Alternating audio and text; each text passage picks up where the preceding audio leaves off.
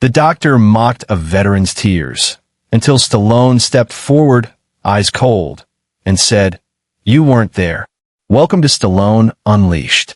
Let's uncover what really happened. The waiting room of the Veterans Affairs Clinic was a study in quiet, stoic endurance. The air, thick with the scent of antiseptic and stale coffee, seemed to absorb all sound, reducing the usual ambient noises of a medical facility to a low, monotonous hum. Men and women, their ages ranging from young adults to the elderly, sat in the uncomfortable, institutional chairs, their gazes either fixed on some distant, unseen point or buried in worn, dog-eared magazines. They were a silent fraternity, bound by a shared, often unspoken, history of service, of sacrifice, of the invisible wounds that lingered long after the physical ones had scarred over. Elias Thorne, a man whose own life had been profoundly shaped by the echoes of a conflict he had never personally fought, sat in a quiet corner, a slim volume of history resting unread in his lap. He was not a patient. He was here as a volunteer, a part of a small, underfunded program that offered companionship and a listening ear to veterans who had no one else. He was a keeper of stories, a quiet guardian of memories that society often found too uncomfortable, too inconvenient to acknowledge. In his pocket, his fingers idly traced the cool, smooth surface of a tarnished bronze star, a medal that had belonged to his younger brother, a boy whose life had been a brief, bright flame extinguished too soon on a forgotten battlefield. The medal was not a symbol of glory for Elias, but a constant, tangible reminder of the profound human cost of war, a cost that was still being paid every day in quiet, sterile waiting rooms like this one. His attention was drawn to an older gentleman sitting across from him, a man whose hands trembled almost uncontrollably as he tried to fill out a complicated medical form. The man, whose name Elias knew to be Arthur, was a regular at the clinic, a veteran of a long-ago, unpopular war, a man whose quiet dignity was a stark, poignant contrast to the profound, almost unbearable, sadness in his eyes. Arthur let out a small, frustrated sigh as his pen slipped, creating a jagged, inky tear on the form. He crumpled the paper in his fist, a look of utter, helpless despair washing over his face. He then buried his face in his hands, his shoulders shaking with silent, suppressed sobs. A few of the other veterans in the room looked over, their expressions a mixture of empathy and a kind of weary recognition. They knew this particular brand of despair, this overwhelming sense of being lost in a bureaucratic labyrinth, of being asked to quantify an unquantifiable pain. Just then, a young doctor, his white coat immaculate, his expression a mask of impatient, arrogant self-importance, strode into the waiting room. His name tag read Dr. Albright. He was clearly looking for his next patient, his gaze sweeping dismissively over the assembled veterans. His eyes landed on Arthur, on his shaking shoulders, his bowed head. Dr. Albright let out an audible, exasperated sigh. "For heaven's sake," he said, his voice loud, cutting through the hushed atmosphere of the waiting room. "What is it now, Mr. Hemlock? More tears over a simple form? Some of us have actual medical emergencies to attend to, you know? This isn't a therapy session." The casual, unthinking cruelty of his words, the utter lack of empathy, of basic human decency, sucked all the air out of the room. The other veterans flinched as if struck. Arthur's sobs ceased abruptly, replaced by a profound, humiliated silence. He slowly raised his head, his face a mask of shame, of a dignity brutally, publicly stripped away. Elias watched, a cold, quiet anger rising in his chest, a fury so intense it was almost a physical entity. He had seen arrogance, he had seen indifference, but this was a desecration. This was a violation of a sacred trust, the trust between a healer and a patient, between a society and the soldiers it had sent to fight its wars. The bronze star in his pocket felt like a burning coal. He rose slowly from his chair, his movements deliberate, his gaze, the color of a gathering storm, fixed on a young, arrogant doctor who had just committed an act of profound, unforgivable, moral violence. Dr. Albright, seemingly oblivious to the shockwave his words had sent through the waiting room, tapped his expensive watch impatiently. "Well, Mr. Hemlock," he prompted, his voice still laced with a condescending annoyance. "Are you going to pull yourself together? Or do I need to have a nurse reschedule your appointment for a time when you're feeling a little less emotional?" The other veterans in the room exchanged uneasy, angry glances. A few of them looked as if they were on the verge of speaking up, of challenging this young doctor's callous disrespect. But they were men and women who had been trained to endure, to follow a chain of command, to not make waves in a system that often seemed designed to ignore them. They remained silent, their anger a palpable, unspoken presence in the room. But Elias Thorne was not a soldier.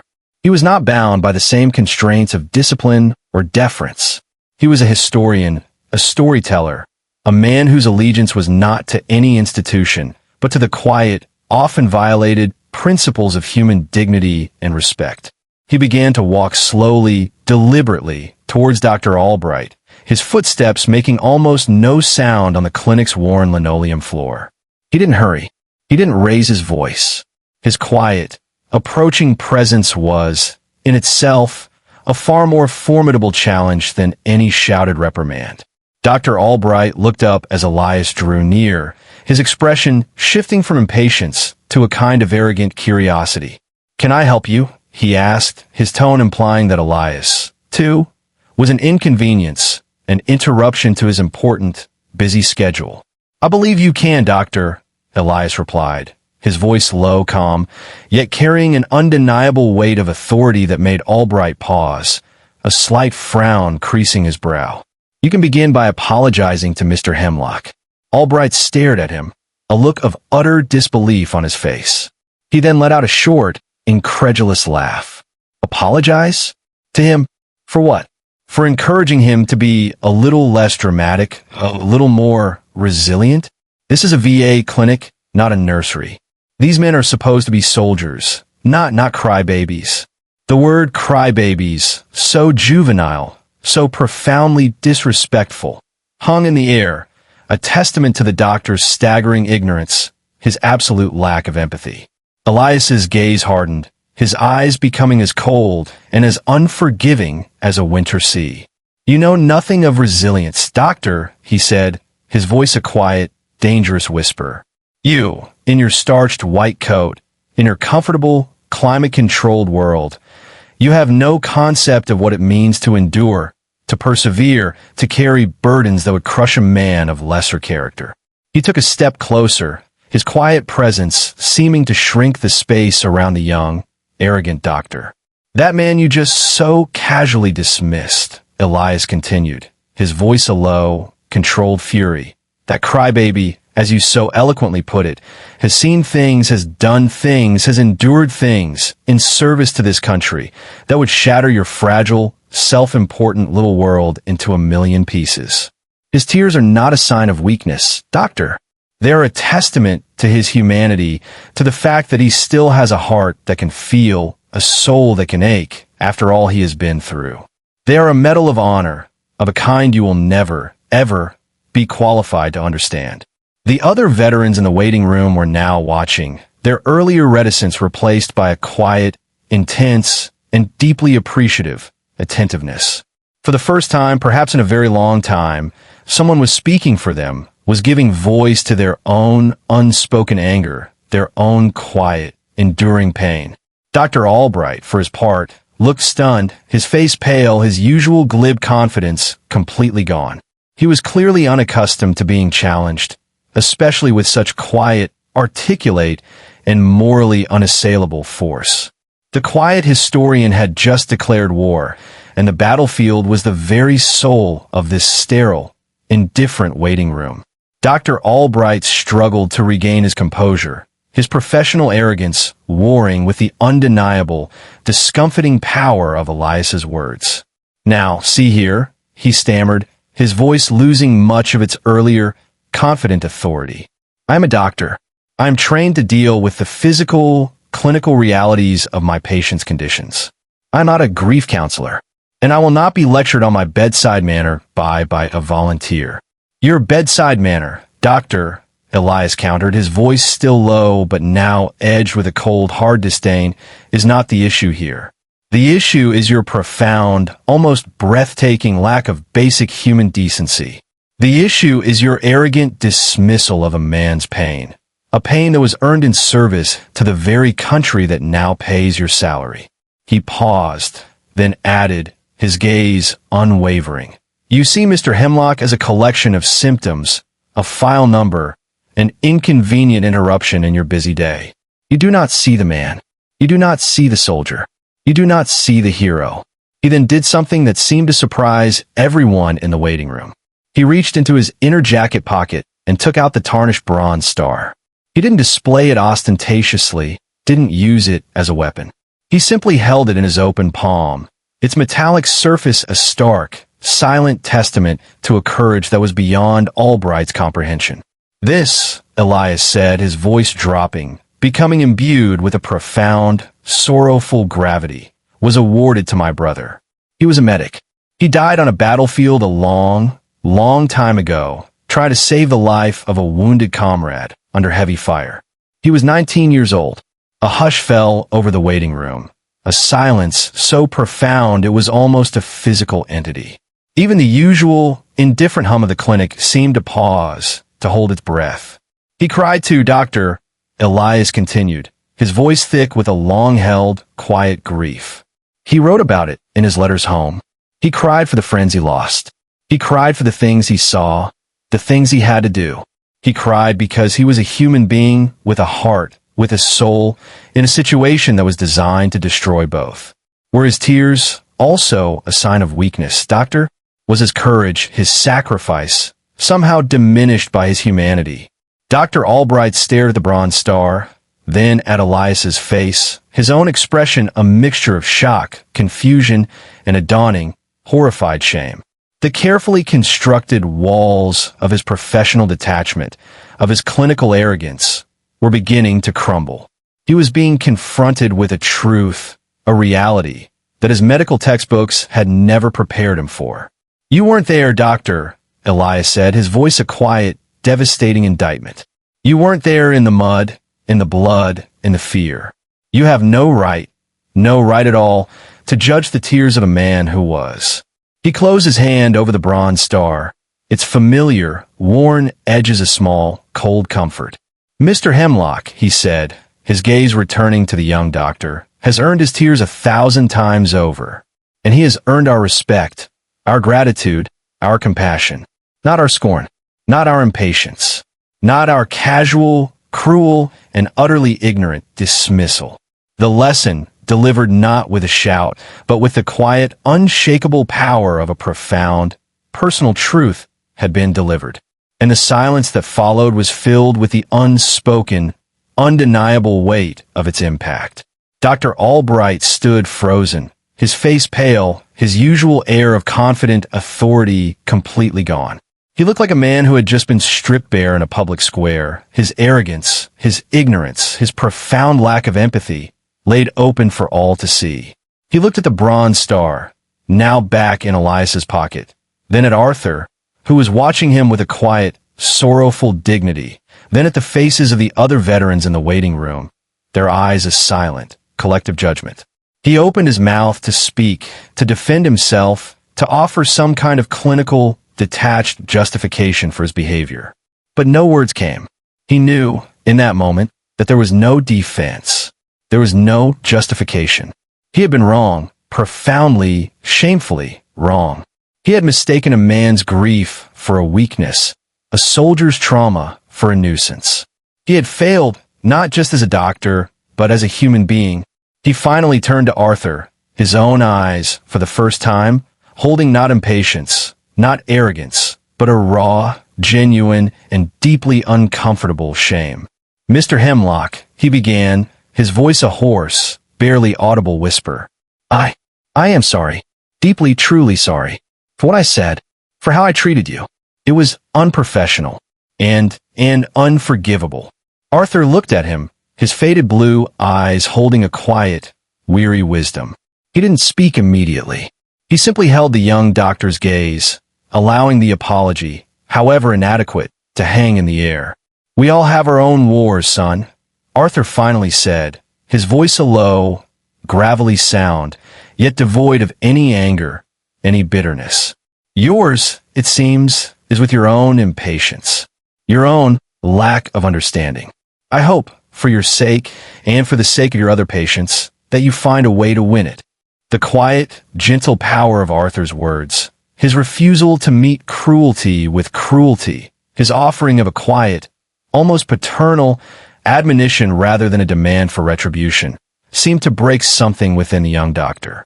Albright's face crumpled, and he let out a small, choked sob, a sound of profound, utter self-disgust. He turned and, without another word, fled from the waiting room, his white coat a symbol not of healing, but of a profound, personal, and now, public failure. A quiet, almost imperceptible sigh of relief seemed to pass through the assembled veterans. They looked at Elias, then at Arthur with a new, profound respect. A battle had been fought, and won, in this quiet, sterile waiting room, a battle for dignity, for respect, for the simple, fundamental acknowledgement of their shared, often hidden, human story. Elias walked over to Arthur and placed a gentle, steadying hand on his shoulder. "Are you all right, my friend?" he asked softly.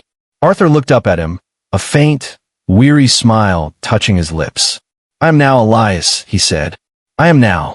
He then looked down at the crumpled, tear-stained form in his hand. "But I think," he added, his voice still a little shaky, "I'm going to need a new form." Elias chuckled, a warm, genuine sound that seemed to break the last of the lingering tension in the room. "I think," he said, "we can arrange that." The quiet historian, the unassuming volunteer, had once again become a quiet, effective champion for the forgotten, the overlooked, the disrespected. And in doing so, he had reminded everyone in that room of a profound and timeless truth, that the greatest courage is often the quietest, and the deepest wounds are often the ones that no one can see. The departure of Dr. Albright left a strange, contemplative silence in its wake. The other veterans in the waiting room, who had been silent, passive observers, now seemed to stir, as if waking from a long, collective trance. One by one, they began to approach Arthur's chair, their movements slow, respectful. An older man, his face a roadmap of a different war, a different time, reached out and placed a gnarled hand on Arthur's shoulder. "You did good, soldier," he said, his voice a low, gravelly rumble. "You both did." He nodded towards Elias, a look of profound, unspoken gratitude in his eyes. A younger woman, her own eyes holding a familiar, haunted look, simply offered Arthur a fresh, clean tissue from her purse, a small, simple gesture of solidarity that spoke volumes. They began to talk, their voices low, hesitant at first, then growing in strength and confidence. They shared their own stories, their own frustrations with the system, with the doctors who didn't listen, with a world that didn't seem to understand. They spoke of their own invisible wounds, their own quiet battles. The waiting room, once a place of silent, isolated endurance, was transformed, for a brief, beautiful moment, into a space of shared community, of mutual support, of a profound, healing connection. Elias watched, his heart filled with a quiet, profound joy. He had not intended to start a movement, to incite a rebellion. He had simply intended to defend one man's dignity. But in doing so, he had, it seemed, uncorked a well of long-suppressed frustration, of a shared, unspoken need for acknowledgement, for respect. He saw Arthur at the center of it all, no longer a solitary, weeping figure, but a quiet, respected elder, his own personal sorrow now a catalyst for a larger, communal healing. He listened as Arthur, with a newfound confidence, began to share a little of his own story, of his son, Michael, of the quiet, enduring pain of a Gold Star father. And he saw the other veterans listen, their heads bowed, their expressions a mixture of sorrow and a deep, empathetic respect. A short while later, a different doctor entered the waiting room.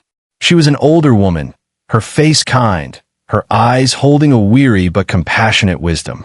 She approached the group, her expression one of gentle, apologetic concern. "I am Dr. Evans," she said, her voice calm, reassuring. "I am the chief of staff at this clinic, and I have just been made aware of the regrettable incident that occurred here a few moments ago. On behalf of the entire staff, I want to offer my deepest, most sincere apologies to all of you, and especially," she said, her gaze resting on Arthur, "to you, Mr. Hemlock." She then turned to the waiting room at large. "What happened here today," she said, her voice firm, unwavering, "is unacceptable. It is a violation of everything this clinic, this institution, is supposed to stand for. And I promise you, it will be addressed. Dr. Albright has been placed on administrative leave, pending a full review of his conduct. And we will be implementing a new mandatory training program for all our staff, a program focused on compassionate, trauma-informed care, on listening to and honoring the unique stories and experiences of every veteran who walks through these doors." A murmur of surprised, hopeful approval went through the assembled veterans. "And Mr. Hemlock," Dr. Evans continued, her voice softening, "I would like to personally handle your case. And I would like to invite you, if you are willing, to be a part of our new training program, to share your story, your perspective with our staff, to help us to learn, to do better." Arthur looked stunned, overwhelmed. He looked at Elias, a silent question in his eyes. Elias simply nodded, a look of profound, encouraging belief. Arthur then turned back to Dr. Evans. "Yes, ma'am," he said, his voice a little shaky but filled with a new, quiet purpose. I would be honored." The quiet, forgotten soldier had found his voice. And in doing so, he had become a powerful, unexpected agent of change, a quiet hero in a new, and perhaps, even more important, kind of battle. The transformation in the VA clinic sparked by that one, quiet confrontation was both subtle and profound. The atmosphere in the waiting room, once so heavy with a resigned, solitary endurance, now held a new, lighter quality, a sense of a shared, supportive community. The veterans still waited, the bureaucracy still ground on at its own slow, inexorable pace. But now they talked to each other, they shared stories, they offered quiet words of encouragement. They were no longer just a collection of isolated individuals. They were a fraternity, a sisterhood, bound by a new, more visible sense of mutual respect and understanding.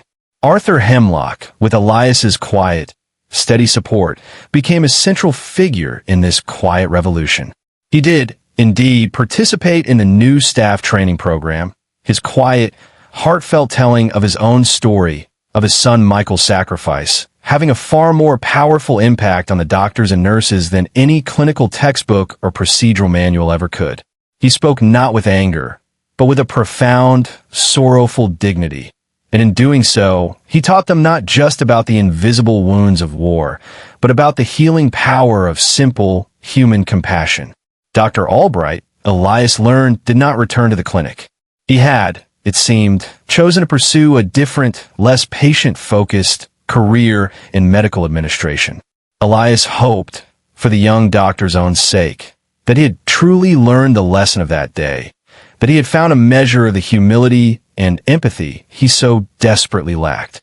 Elias continued his volunteer work at the clinic, his presence a quiet, reassuring constant. He often sat with Arthur, the two of them sharing a comfortable silence, a deep, unspoken friendship that had been forged in a moment of shared, righteous anger. He saw the light return to Arthur's eyes, the weary, haunted look replaced by a quiet sense of purpose, of a dignity restored, of a life, however battered, finding a new, profound meaning. One afternoon, as they were sitting in the now much warmer, more welcoming waiting room, Arthur turned to Elias, a faint, gentle smile on his face. "You know, Elias," he said, his voice a low, gravelly sound, "for years I thought my story was over. I thought the best parts of me had died a long time ago, on a battlefield far from home. But you helped me to see that my story wasn't over. That was just waiting for a new chapter to be written." He reached into his pocket and took out a small, exquisitely carved wooden bird, a knot winger, its form delicate yet resilient. "I made this," he said, pressing it into Elias's hand. "For you. A small token for a large kindness. A reminder that even in the darkest of times, a quiet song of hope can still be heard if only someone is willing to listen." Elias held the small wooden bird, its smooth, warm surface a testament to Arthur's rediscovered artistry, his healed spirit. He was deeply, profoundly moved. "Thank you, my friend," he said, his own voice a little thick with emotion. "I will treasure it always." The bronze star in his pocket felt like a quiet amen, a silent acknowledgement of a promise kept, a legacy honored, a battle, a very important battle, finally, beautifully, won. The quiet historian had not just chronicled a story of past courage. He had helped to create a new one, a story of present-day resilience, of redemption, of the enduring, transformative power of a single, principled, and profoundly compassionate human voice. The story of Arthur Hemlock and the quiet revolution at the VA clinic became, for Elias, a cornerstone of his own understanding of the world. It was a powerful, living testament to the idea that change, true, meaningful change, often comes not from the grand, sweeping gestures of the powerful, but from the small, courageous acts of ordinary people, from the quiet, unwavering assertion of fundamental human values. He saw Arthur often, either at the clinic where the old soldier had become a beloved, respected mentor to both patients and staff, or at a small, local coffee shop, where they would sit for hours sharing stories, memories, and a comfortable, easy silence. The profound, bone-deep weariness that had once defined Arthur's presence was gone, replaced by a quiet, resilient peace, a sense of a life, however scarred, finding a new, profound purpose and service to others. The clinic itself was transformed. The new training program, which came to be known informally as the Hemlock Initiative, became a model for other VA facilities across the state. It emphasized not just clinical proficiency, but empathetic communication, a deep, respectful listening, a recognition of a unique, individual story that every veteran carried. The waiting room, once a place of sterile, isolating silence, was now a space of quiet, supportive community, its walls adorned not with generic public health posters, but with photographs and stories of the very veterans it served, a testament to their lives, their sacrifices, their enduring, resilient spirits. Elias, for his part, continued his quiet work, his writing, his solitary rambles. He never spoke of his own role in the events at the clinic. He was content to have been a silent catalyst, a quiet witness to the unfolding of a beautiful, redemptive story. The small, carved knotwinger Arthur had given him now sat on his desk, next to his brother's bronze star, and his father's silver dollar, and his wife's book of poetry, a small, sacred collection of talismans, each one a reminder of the values that guided his life. One day, a package arrived for him in the mail. It was from Dr. Evans, the chief of staff at the clinic. Inside was a small, elegantly framed certificate. It was an award from a national veterans advocacy group, recognizing the Hemlock Initiative for its innovative, compassionate approach to veteran care. There was a short, handwritten note from Dr. Evans attached. "Elias," it read, "I know you seek no recognition for your role in all of this, but I wanted you to have this, because you were the first note in this new, more hopeful song. You were the one who reminded us all to listen. Thank you, my friend." Elias held the certificate, a faint, humble smile on his face.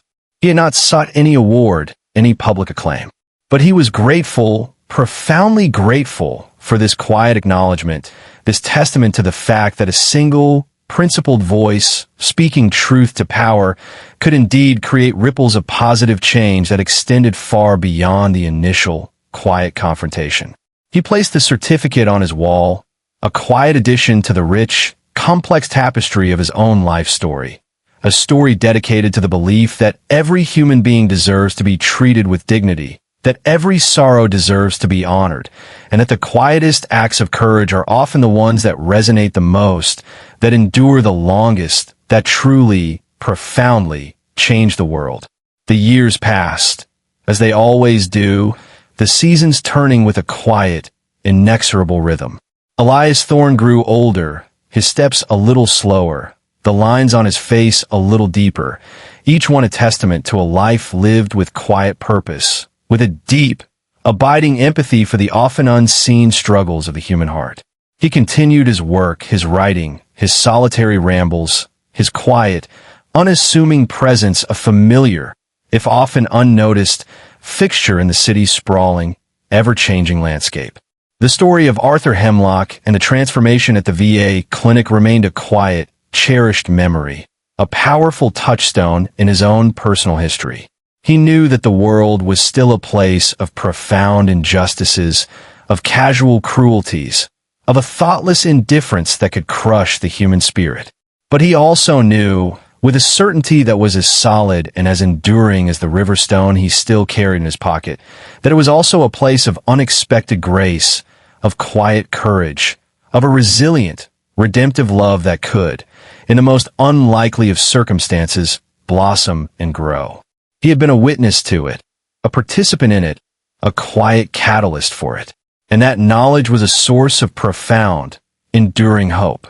He often thought of Arthur, who had lived out his final years in peace and dignity, a beloved elder in the community he had helped to heal, his own story, and his son's, a source of inspiration and understanding for countless others. He thought of Lily, who had found her way back to her father, and in doing so, had found a new, more complete sense of herself. And he thought of Dr. Albright, the young, arrogant doctor, and he hoped, with a quiet, sincere charity, that the lesson of that day had taken root, that he had found his own path towards a more compassionate, more human way of being. Elias's own life was drawing to a close, a quiet, gentle fading, like the last soft light of a winter afternoon. He was not afraid. He had lived his life in accordance with his own quiet, unwavering moral compass. He had tried, in his own small way, to leave the world a little better, a little kinder, a little more attuned to the quiet, often heartbreaking, but ultimately beautiful, music of the human soul. On his desk, the bronze star, the silver dollar, the carved knot winger, the framed certificate, all stood as silent witnesses to a life well lived, a life dedicated not to the pursuit of fame or fortune, but to the quiet, often thankless, but profoundly meaningful work of bearing witness, of offering a hand, of speaking truth to power, of honoring the forgotten stories of the human heart. And as he sat in his worn armchair, the familiar weight of his journal in his lap, the quiet satisfaction of a life lived with purpose, with integrity, with a deep, abiding love for the flawed, fragile, and endlessly fascinating human story, was, he knew, the only legacy that truly mattered. The quiet historian had written his own final, beautiful chapter. The legacy of Elias Thorne, like the man himself, was a quiet, unassuming thing, not etched in grand monuments or celebrated in public pronouncements, but woven into the fabric of the lives he had touched, the stories he had honored, the small, yet significant, changes he had helped to bring about. The Hemlock Initiative at the VA clinic continued to flourish, its principles of compassionate, trauma-informed care becoming a standard, a model for other institutions to follow. The Veterans Voices archive at the City Library, the project sparked by Arthur's story and championed by a new generation of empathetic young people, grew into a rich, invaluable repository of local history, a testament to the sacrifices and the resilience of those who had served.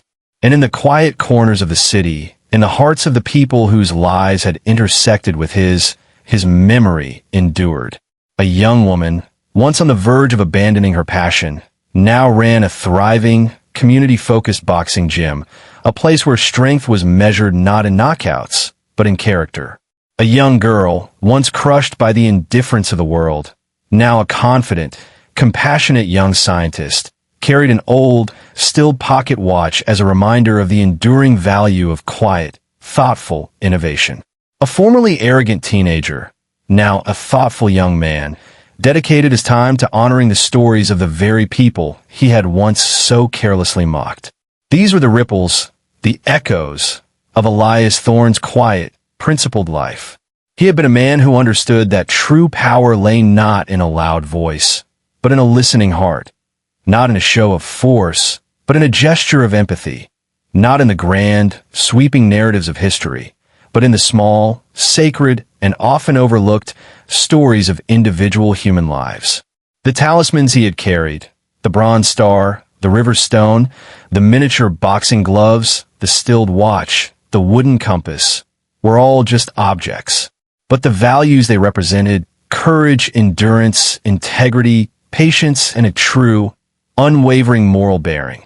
These are the things that truly mattered, the things that had guided his every action, his every quiet intervention.